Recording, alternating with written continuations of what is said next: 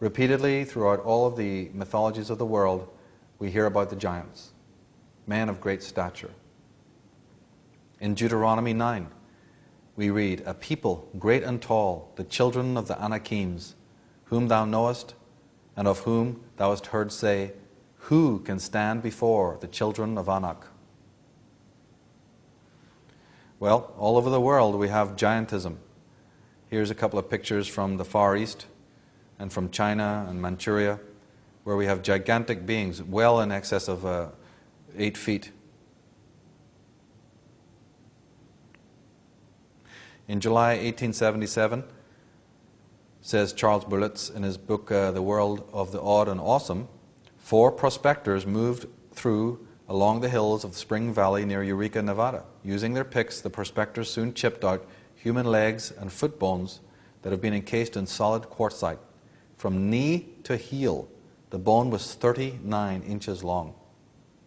And Valdemar Valerian, in his Matrix 2, he says a human skeleton 17 feet tall was discovered at Garganyan in the Philippines. And in Australia, Rex Gilroy, incredible researcher into this exact field, has discovered remarkable remains of beings that were on this planet of enormous size. You can get into the internet and do a search on Rex Gilroy and study what this man has discovered. In Mesa Verde, in New Mexico, corpses were discovered 9 feet in height, possessing hands of 6 digits. Well, if the myths are right, and if these calamities in the heavens were created by visitors to our planet, we have a question. What's their name and what's their address? Do the myths reveal where these individuals come from or any more information about them? They've been called by many names: Nephilim, Anakim, Anunnaki, the fallen angels, the necromancers, the Nagas. The Celtic people refer to them as the Nadreds. And more recently, they've been referred to as the Brotherhood of the Snake or the Serpent people. Cyclopeans and Prometheans, Olympians. One can pick a variety of names depending on what culture you're studying. In the Bible and in the Semitic tradition, they're known as the Nephilim. A word translates as giants, from the root naphal, meaning fallen ones. Most modern translations or versions of the Bible have left this word untranslated. Now, when the Greek Septuagint was made, the Nephilim was retranslated as gegenes, which means the earthborn. The word may also come from nephel, which means bad or strange birth, or from kenephilim, which means the serpents. So there's that serpent connection again. The etymology of Nephilim is uncertain. The following explanations have been advanced with mixed reception.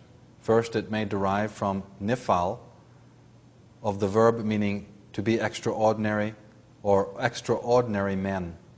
It may be derived from the verb ne nafal or napal, meaning fall or the fallen ones from heaven, i.e. supernatural beings, or could be also morally fallen men. The International Standard Bible Encyclopedia defines it as meaning unnaturally begotten men, or bastards, from nepel, abortion or miscarriage. So actually it doesn't sound very holy when you really get into the etymology of it all. But as I said, one of the terms that's been used by more modern writers like William Bramley and Mark Pinkham is the serpents of wisdom. And given the fact that the serpent is so prevalent on so many places of the world, I mean, the serpent image has appeared in sculptures and in wall reliefs and in paintings in lands where snakes never existed, like Ireland. So how did the people even know to paint a serpent or a snake? And if we look down through history, we see so much usage of the symbol of the serpent. Here in the Hindu Vedic tradition, there's an enormous reliance on the iconography and symbol of the serpent. In Mexico, it adorns the walls of the great temple structures. But here in the Grecian and Latin tradition, We often see hybrid creatures, or we see a human in a conflict situation with a serpent. This kind of entity is called Abraxas, who is the head of a cock, and the tails, the feet, is designed as a serpent motif. This is one of the gods of the ancient world, ancient Europe. Here we have a symbol of the baboon god, who I think is representing the human being, venerating the serpent god, who is, of course, the wise one. And the serpent god is offering the ape-like god or ape-like creature a globe of knowledge.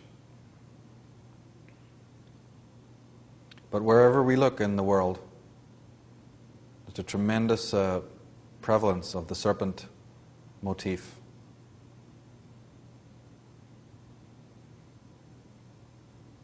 Or the coiled serpent, or the intertwined serpents. These are images also on the bottom left there from the Picts of northern Scotland. They also made a lot of use of astronomical symbols.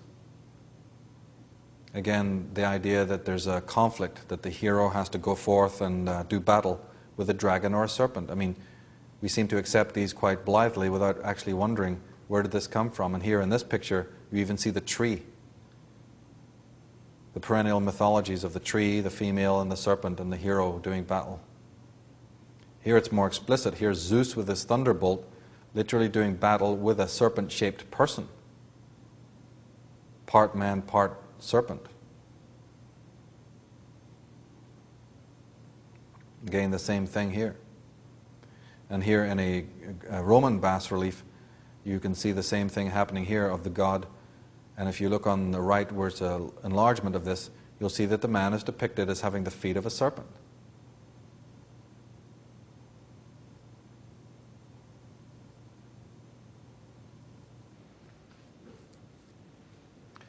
In the Native American Indian culture, we not only find images on the walls of the great mesas, we not only find beings of great stature, but again, we always find the symbols of the serpent or the twin serpent.